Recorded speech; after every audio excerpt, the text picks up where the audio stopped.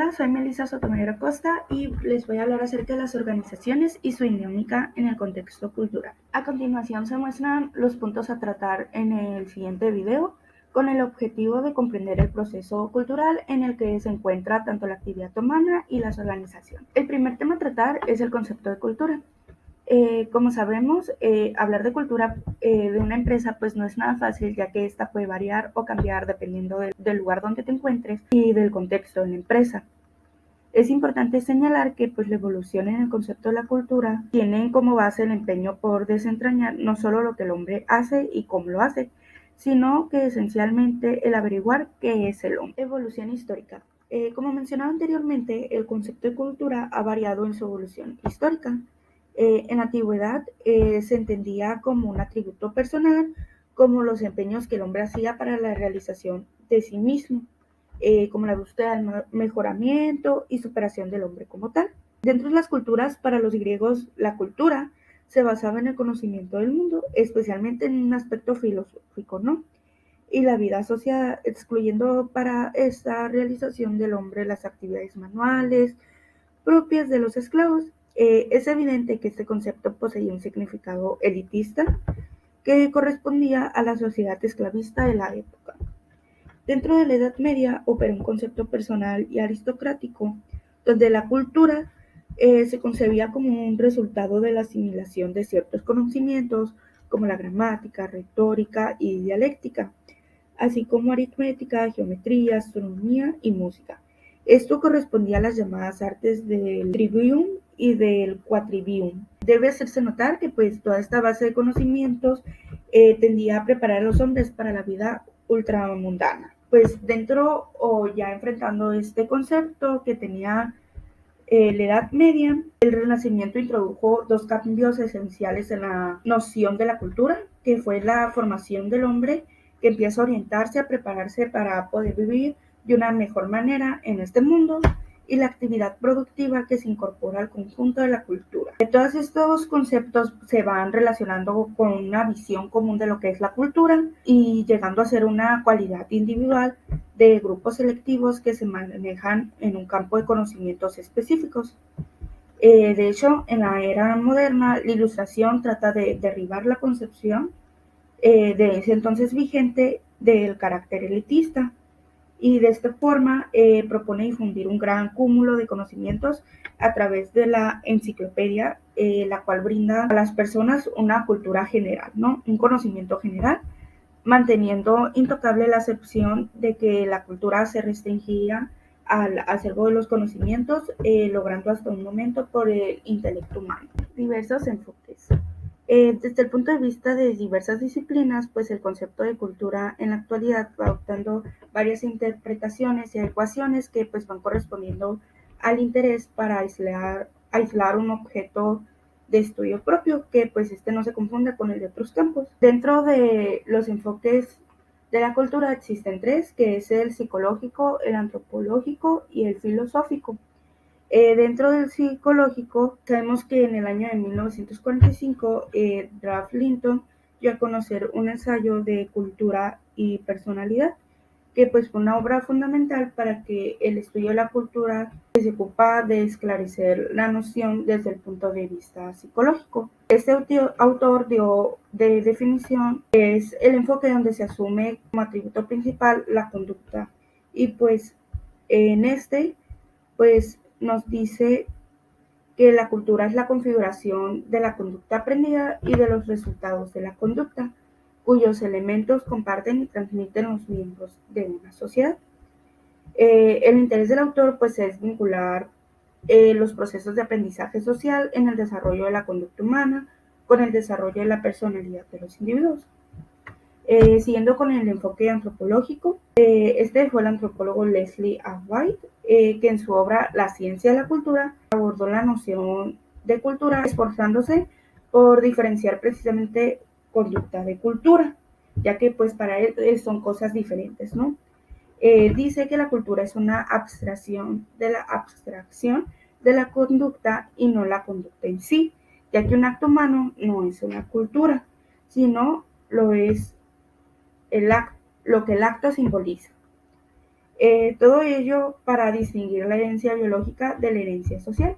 Así pues llega a una compleja definición que para él es la cultura, una clase de cosas y acontecimientos que dependen de simbolizar en cuanto son consideradas en un contexto extrasomático. Por otra parte, en el enfoque filosófico fue Nicolás Abagnano quien retoma la concepción de la cultura como la formación del hombre, ¿no? De su mejoramiento y perfeccionamiento.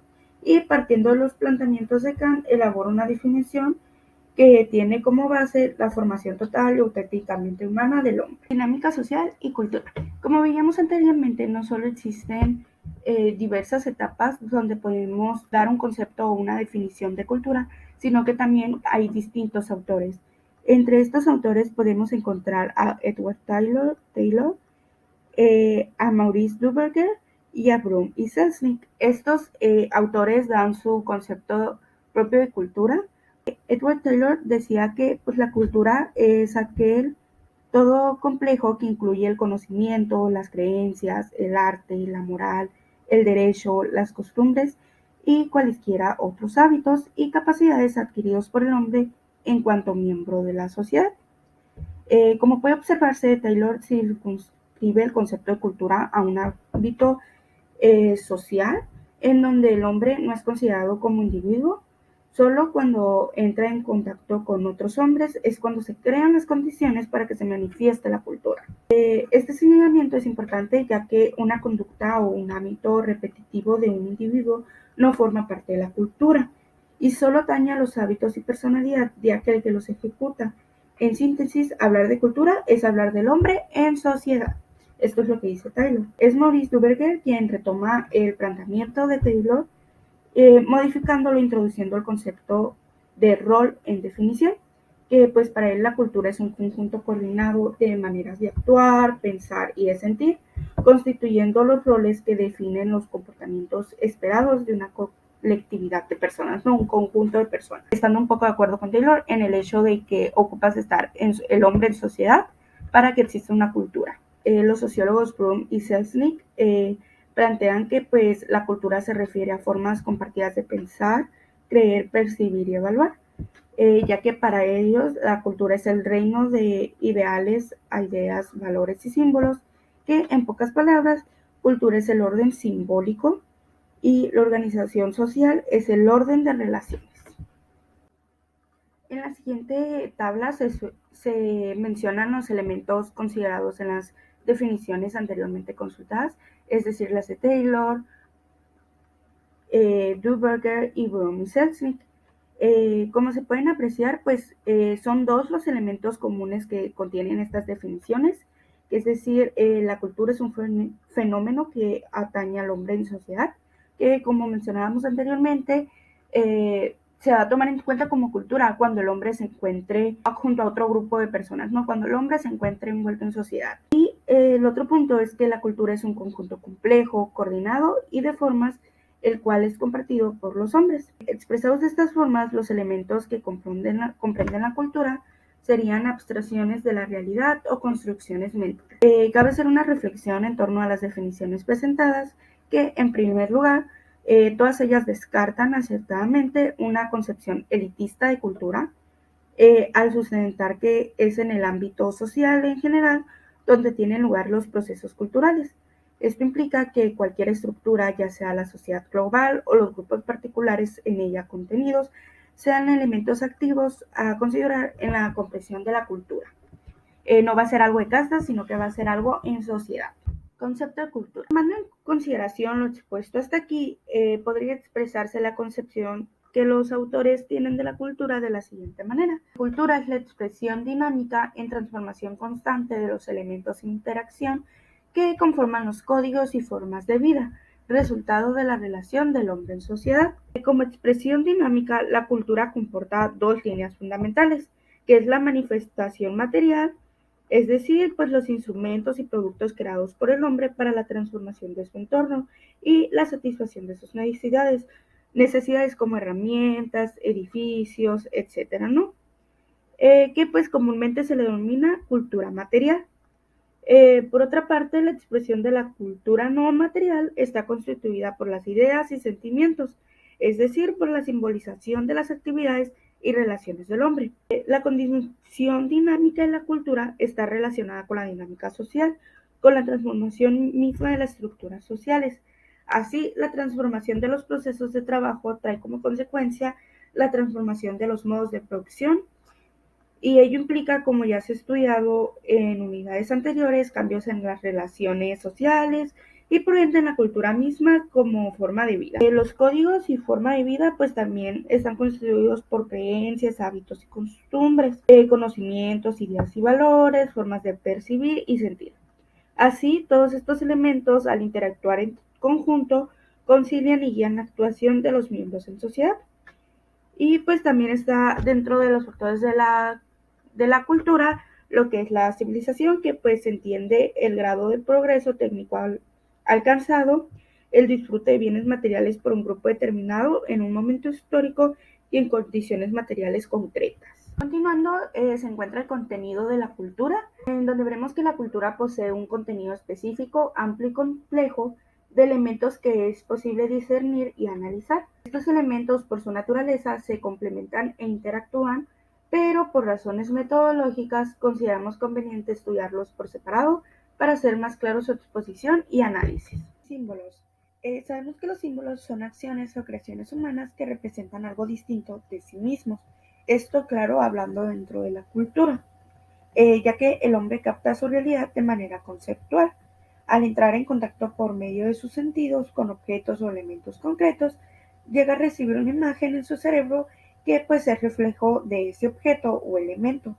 Y de esta manera se inicia un proceso de aprendizaje por medio del cual, aún en ausencia del objeto que pues va a generar esta imagen, va a permanecer una idea de lo que esa realidad es percibida.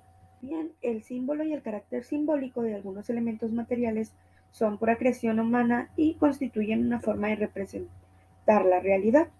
Ahora bien, pues desde un punto de vista cultural, existen dos tipos de símbolos, los cuales pueden ser referenciales o denotativos, o pueden llegar a ser expresivos o connotativos.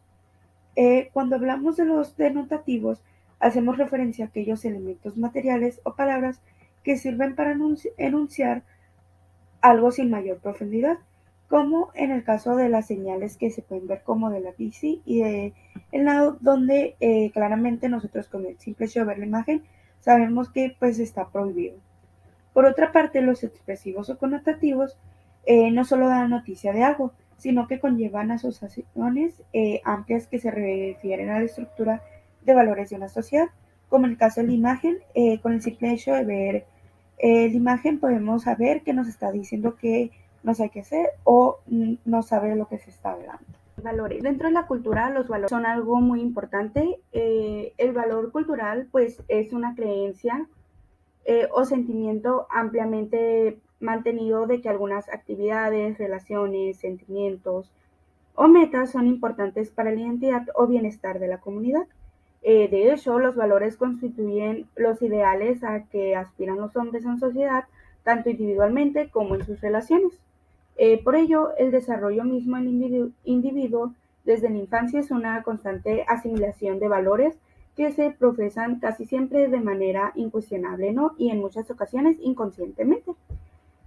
Los valores se vinculan al área sensible del ser humano y a los juicios que guían su actuación. Los valores son algo que, pues, como menciono, se han inculcado en el hombre desde que nacen hasta que crecen a un desarrollo tanto personal como en sus relaciones. Dentro de los valores podemos encontrar diferentes tipos de valores culturales. Entre ellos podemos encontrar los valores morales, los estéticos y los valores de justicia. Los valores morales se encuentran dentro de una esfera de lo bueno y lo malo. Son valores que se aplican en un sistema que la sociedad dirige para valorar la bondad o maldad de los actos y creaciones humanas. Estos valores son aquellos que generan juicios que pueden llegar a aspectos tan concretos como la forma de vestir, la cual, dependiendo de su contexto, puede considerarse moral o inmoral por la sociedad. Después están los valores estéticos. Están en un nivel donde los dos extremos sobre los que se mueven las valoraciones son lo bello y lo feo. Son sistemas que una sociedad estructura para apreciar la belleza de las personas. Por último están los valores de justicia. En esto lo justo y lo injusto son los extremos de la escala valorativa.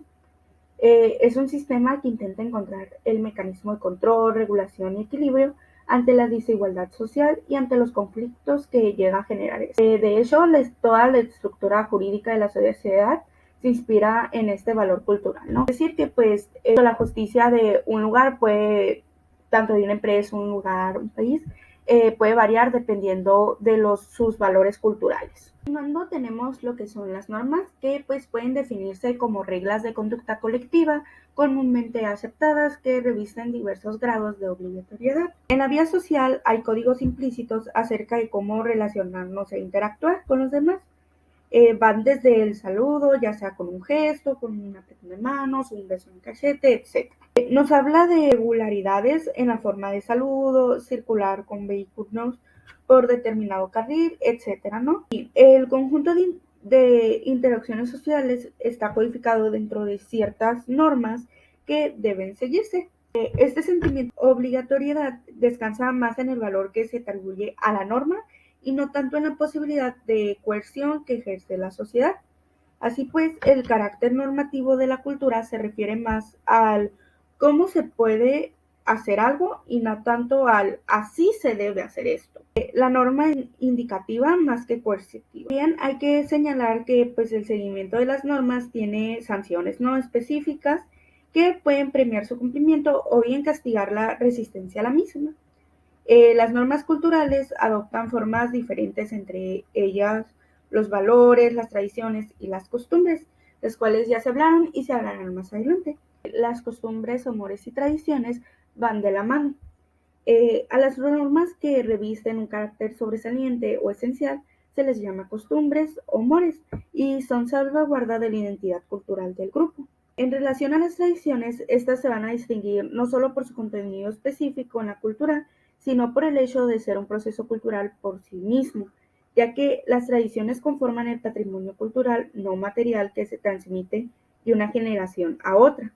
Es un proceso de continuidad y que en la última esencia brindan un sentido de identidad y cohesión al grupo.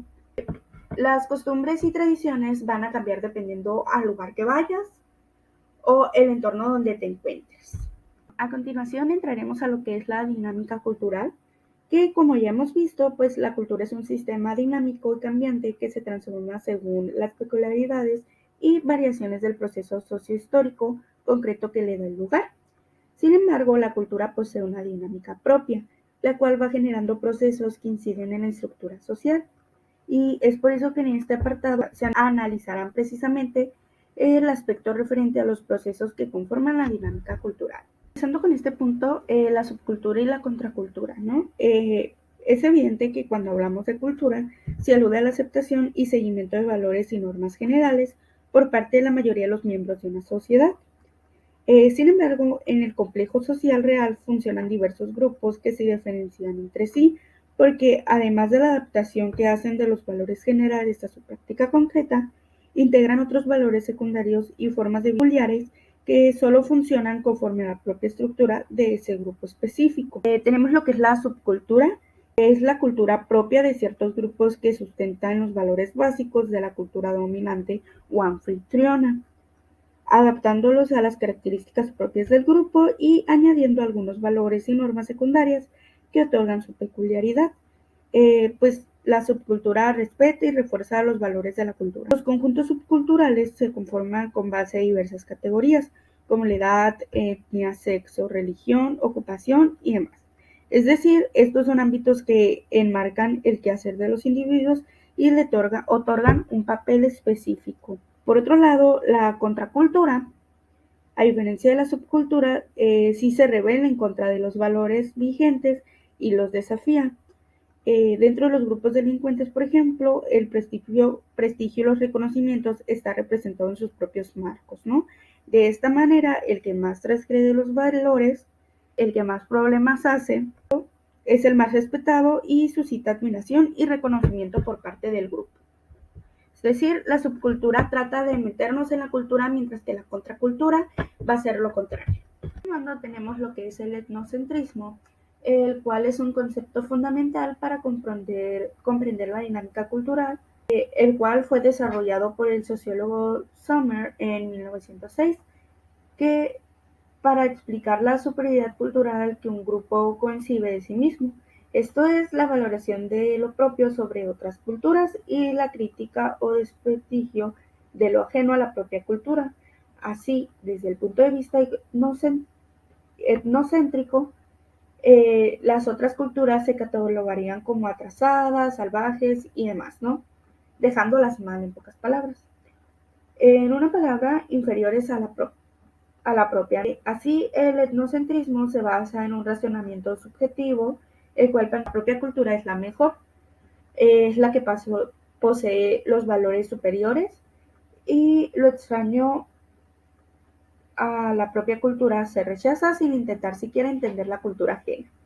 El etnocentrismo entraña dos efectos. Uno positivo sería la valoración de la propia cultura, que se traduciría en un elemento de cohesión del grupo social, en donde se genera un sentimiento de identificación con los propios, surge un sentimiento de lealtad hacia el grupo. El otro efecto, el negativo, estaría dado por el rechazo a que aquellas normas y valores que le son extrañas, oponiéndose a toda asimilación de cultura ajena, lo cual imposibilita cambios culturales que pueden dinamizar el propio modelo cultural. En este sentido, el etnocentrismo se opondría al intercambio cultural, que puede llegar a ser enriquecedor, ¿no? Como sabemos, el hombre es solo uno. Sin embargo, su práctica genera una diversidad de formas de vida, de costumbres y de valores que señalan la existencia de grupos sociales y por ende de culturas diferentes. Este hecho es a lo que llamamos diversidad cultural. La diversidad cultural significa la selección de una forma especial de vida y estructura de valores. Hay muchas maneras de alimentarse, hacer casas, música, vestirse, hablar, etcétera, ¿no? Los distintos grupos humanos llevan a cabo estas actividades de manera particular y diferenciada. Esto trae con nosotros al concepto de relativismo cultural, que enuncia que las normas y creencias, así como las costumbres y valores, solo son válidos en relaciones a la sociedad particular que las contiene, o en las palabras de Orton, la función y significación de un rasgo está en relación con el medio ambiente cultural. Indica que la diversidad cultural es el motor dinámico de las estructuras sociales humanas y es el generador de enriquecimiento cultural universal. Decir que todo lo que nos hace diferente es lo que va a satisfacer o va a ir guiando la cultura de cada lugar. Continuando está lo que es la aculturación, la cual es pues la adopción que un grupo o individuo hace de los rasgos o patrones de otra cultura al contacto con ella.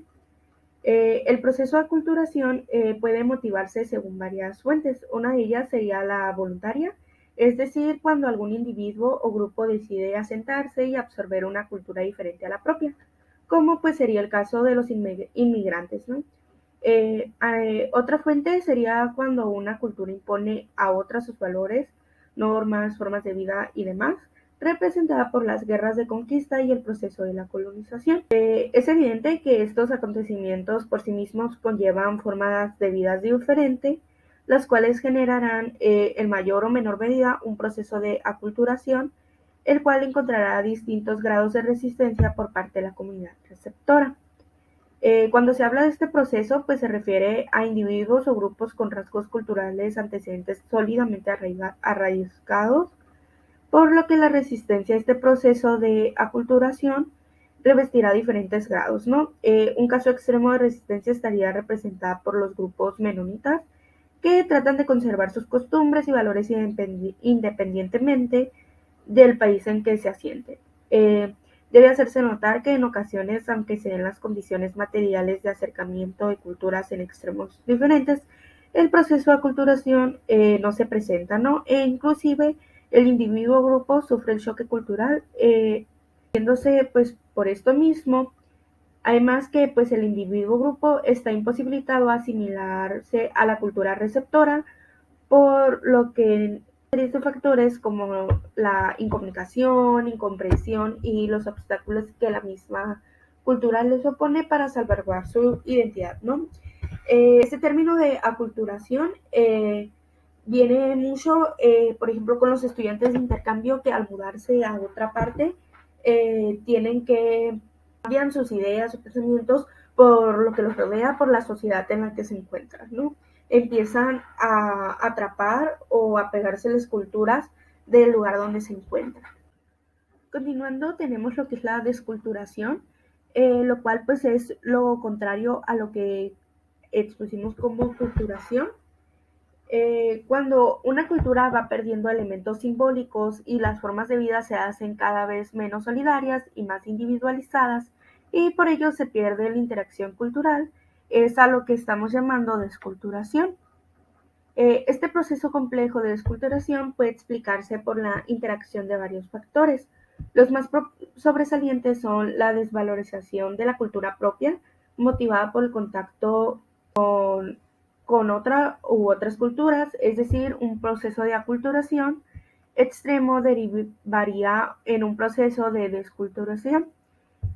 Otro factor podría ser la masificación de la sociedad actual, que al traer consigo el anonimato en las acciones, así como el establecimiento de patrones de relaciones estandarizados, actúa en detrimento de simbolismo. La falta de registro de los valores fundamentales y tradiciones culturales podría ser otro de los elementos que diluyen a la cultura.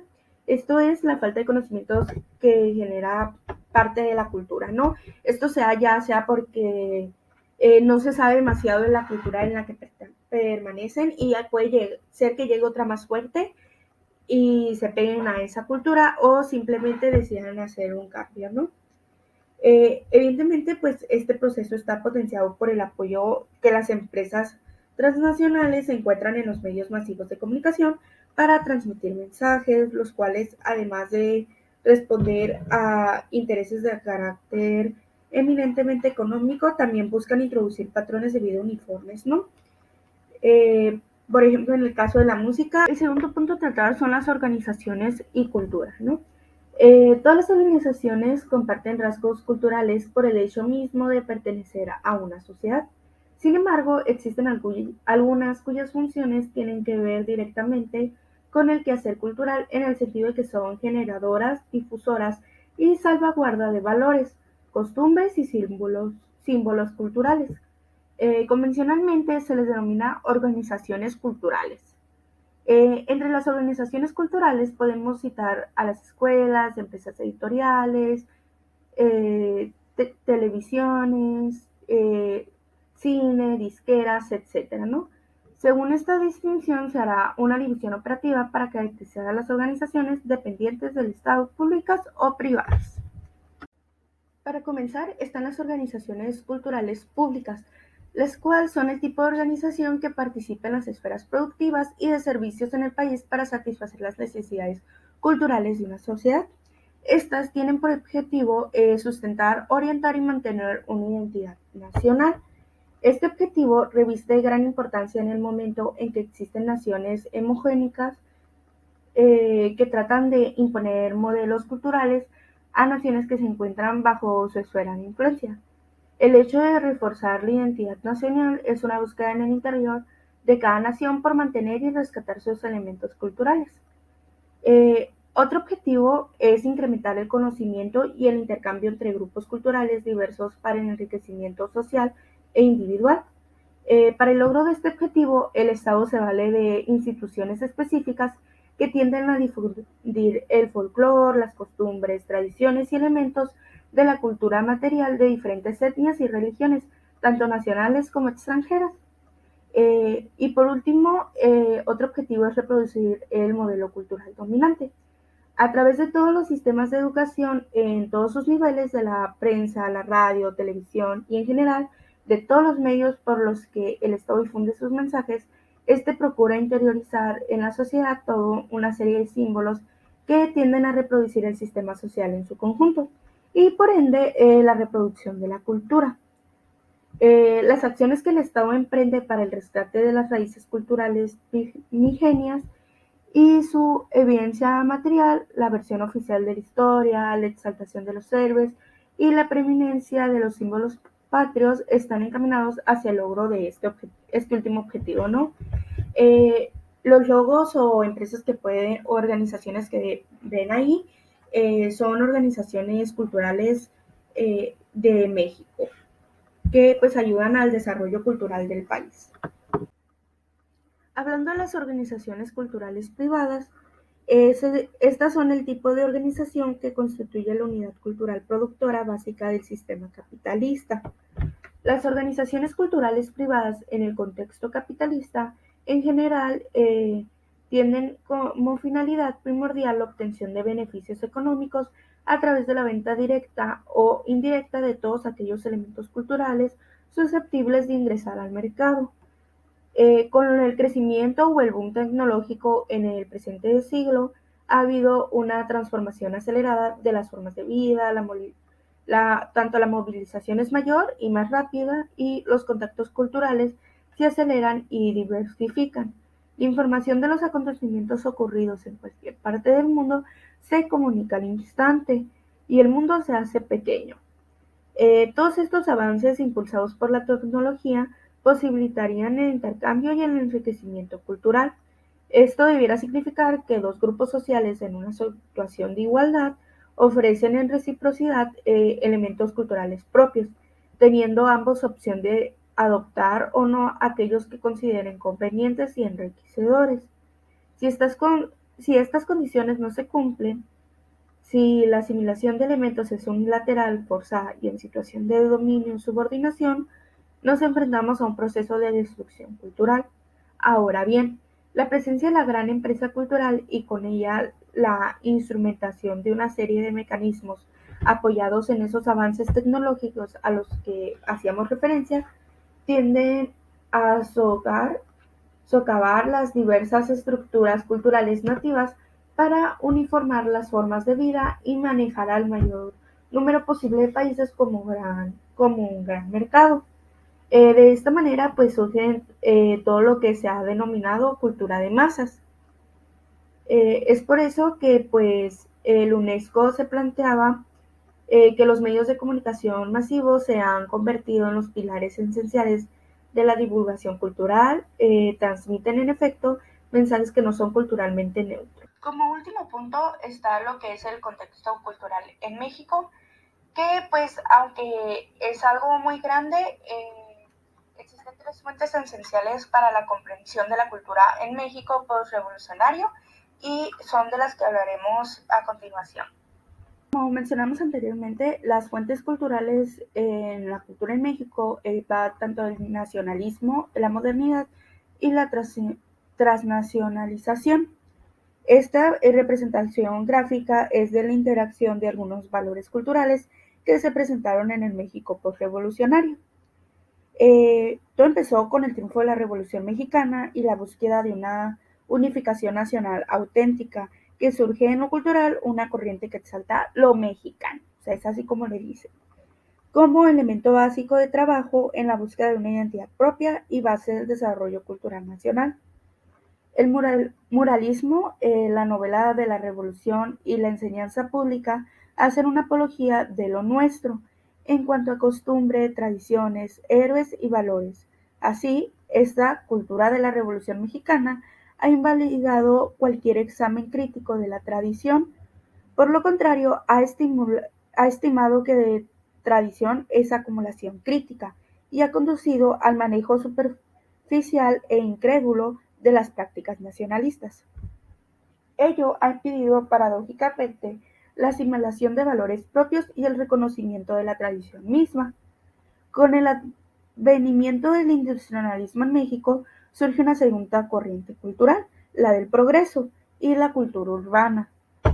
Aquí, junto a la penetración ideológica del imperialismo y la adopción de los patrones de vida externa, se comienza a desarrollar una cultura popular bien definida, compositores, escritores, actores de teatro, de cine, que llegan a definir los prototipos de la conducta del mexicano medio. de las zonas urbanas. Sin embargo, la creciente penetración imperialista y finalmente la introducción de la televisión a finales de 1950 trajeron en su seno imitación de patrones de vida y valores universales, promovidos por los intereses ahora hegemónicos de las naciones imperiales, particularmente de sus empresas. Ello con el doble propósito de consolidar nuevos mercados y someter ideológicamente a culturas extravagantes o peligrosas por su frescura y fortaleza.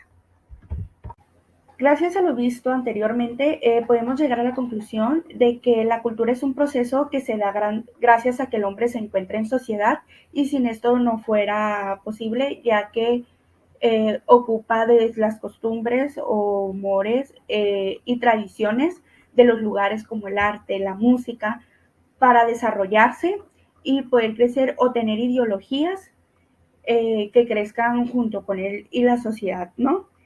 Cabe aclarar que pues sociedad y cultura son dos cosas diferentes, aunque ocupas de una para llegar a la otra, ¿no? La cultura crece gracias a todo lo que se ha vivido en esa sociedad y más. Pues por mi parte es todo, muchas gracias.